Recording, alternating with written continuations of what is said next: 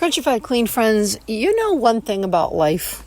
It's that we only have one. And I think a lot of times we take that for granted. We're in such a rush to have a life that we forget to live. Sometimes we forget to enjoy the life that we're creating. Every day is a new opportunity to enjoy the life that we have. And sometimes it's a great life, and sometimes we're going to have crappy days. But we have to go through them.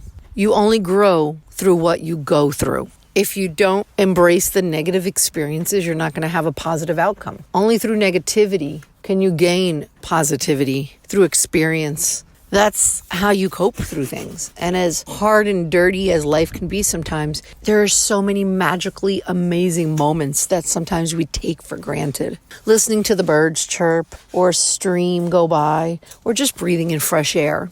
A simple smile to a stranger, or a text to a friend, just saying, hey, just want to make sure you're okay. Little things like that can change somebody's perspective. So no matter how crappy the day is, just always remember that it will be better. And you have the power to make it better. Sometimes you may need outside help, and that's totally fine to ask for it. But in the moment, appreciate what you have. Take a few minutes every day out of your day to enjoy your day. Peace.